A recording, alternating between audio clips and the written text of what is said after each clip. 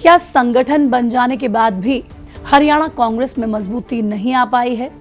क्या अब कांग्रेस इतनी टूट चुकी है कि उसे मजबूत करने के लिए सिर्फ संगठन का सहारा काफी नहीं? आखिर नेता विपक्ष पर हाईकमान ने चुप्पी क्यों साध रखी है? पिछले महीने जब हरियाणा कांग्रेस ने अपने संगठन को खड़ा किया तो उसके बाद से ही कांग्रेस के नेताओं ने यह दावा किया कि अब हरियाणा में कांग्रेस मजबूत हो जाएगी। इसी के साथ ही कांग्रेस नेताओं ने जल्द ही नेता प्रतिपक्ष और नया प्रदेश अध्यक्ष मिलने का दावा भी किया। इस दावे को भी अब 1 महीने से ज्यादा का समय हो चुका है, लेकिन अभी तक कांग्रेस ने ना तो नेता प्रतिपक्ष का ऐलान किया और ना ही नए प्रदेश अध्यक्ष को लेकर कोई चर्चा चल रही है। ऐसे में सवाल ये उठता है कि क्या हरियाणा कांग्रेस के नेताओं की आपसी खींच संगठन बन जाने के बाद भी दूर नहीं हो पाएगी? क्या पूरे 5 साल हरियाणा में कोई भी नेता प्रतिपक्ष नहीं होगा, या फिर कांग्रेस ने भूपेंद्र सिंह हुड्डा को ही अनौपचारिक रूप से नेता प्रतिपक्ष की कमान सौंप दी है? नमस्कार, आपके साथ मैं हूं प्रतिमा दत्ता और आज की इस वीडियो में बात फिर से हरियाणा कांग्रेस की होगी। वही कांग्रेस जो हरियाणा में खुद की मजबूती का दम तो भरती है, लेकिन 11 महीने बीत जाने के बावजूद एक नेता प्रतिपक्ष प्रदेश को नहीं दे पाती है। पिछले महीने संगठन का ऐलान करने के बाद कांग्रेस के नेताओं और कार्यकर्ताओं को ये उम्मीद जगी कि अब जल्द ही नेता प्रतिपक्ष का चुनाव भी हो जाएगा, लेकिन ऐसा हुआ बिल्कुल भी नहीं। संगठन बने 1 महीने से ज्यादा का समय हो चुका है, लेकिन अभी तक कांग्रेस के नेता का इंतजार बाकी है। ऐसे में ये जानना बेहद जरूरी हो जाता है कि आखिर पेच कहां फंसा हुआ है और क्यों कांग्रेस हाईकमान हरियाणा में नेता प्रतिपक्ष का ऐलान नहीं कर पा रही है। हरियाणा में विधानसभा चुनाव पिछले साल 5 अक्टूबर को हुए। 8 अक्टूबर को नतीजे आए। बीजेपी ने 48 सीटें जीती और सरकार बना ली, जबकि कांग्रेस पार्टी को 37 सीटें मिली, जो उसे विधानसभा में मुख्य विपक्षी दल बनाती है। विधानसभा नियमों के अनुसार विपक्षी दल के सबसे बड़े गुट का चुना हुआ नेता ही विधानसभा में नेता प्रतिपक्ष यानी कि लीडर ऑफ ऑपोजिशन का पद संभालता है।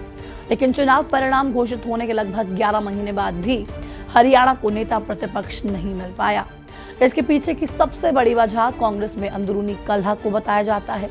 नेता प्रतिपक्ष को लेकर भूपेंद्र सिंह हुड्डा और कुमारी शैलजा गुट के बीच खींचतान चुनावी नतीजों के बाद से ही लगातार देखने को मिल रहा था।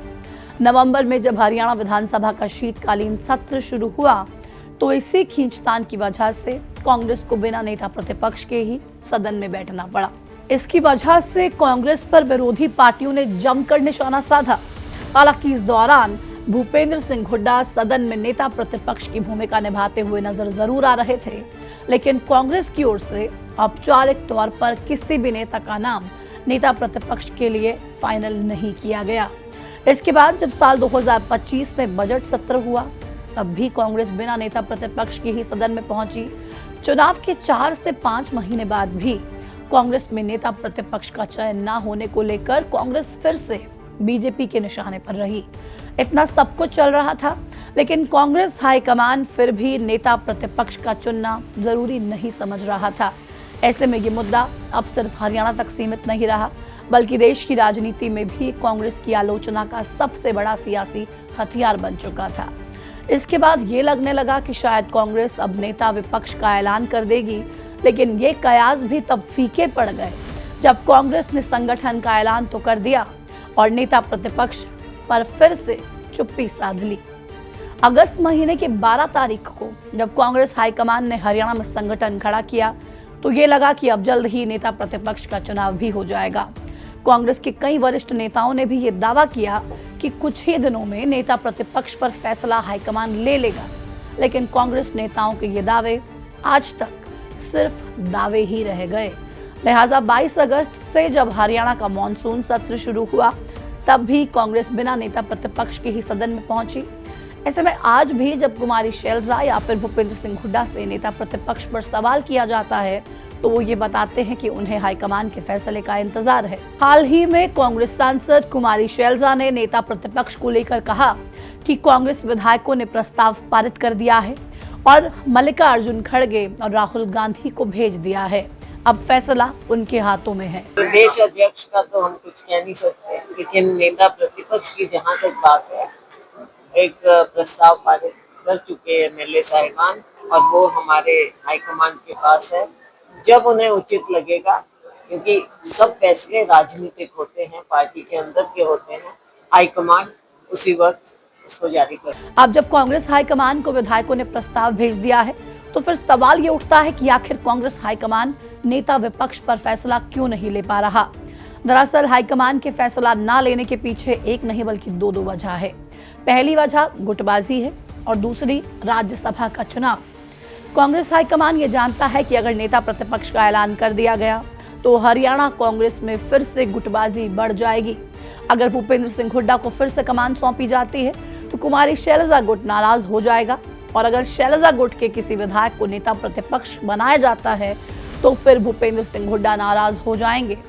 कांग्रेस दोनों गुटों की नाराजगी तो दूर नहीं कर पा रही, इसलिए हर मौके पर दोनों को खुश करने की कोशिश पार्टी आला कमान की तरफ से की जा रही है।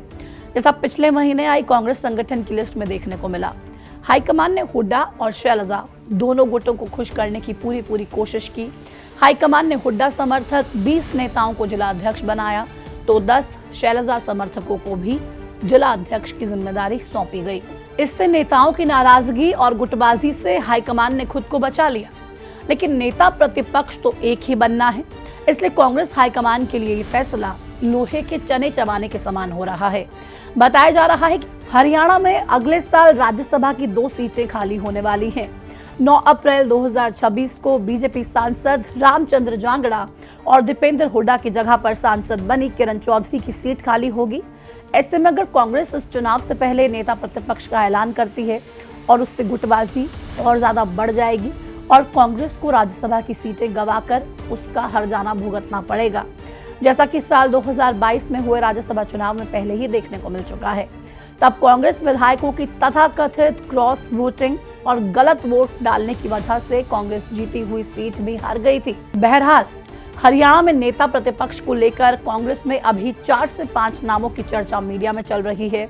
इनमें भूपेंद्र सिंह हुड्डा, रघुवीर काद्यान, अशोक अरोड़ा और चंद्रमोहन बिश्नोई का नाम शामिल है। ऐसे में अब यह देखना होगा कि क्या कांग्रेस की ओर से इस बार के शीतकालीन सत्र तक नेता प्रतिपक्ष का ऐलान किया जाता है या फिर अब कांग्रेस बिना नेता प्रतिपक्ष के ही सदन में जाने का मन बना चुकी है। वैसे भी देखा जाए तो सदन में नेता प्रतिपक्ष का काम तो भूपेंद्र सिंह हुड्डा कर ही रहे हैं। कांग्रेस के कई विधायक भी भूपेंद्र सिंह हुड्डा को ही अपना नेता कहते हैं। हालांकि अब हाईकमान औपचारिक रूप से किसे नेता प्रतिपक्ष बनाता है और कब तक बनाता है, ये बड़ा सवाल है जिसका जवाब कांग्रेस आलाकमान ही दे सकता है।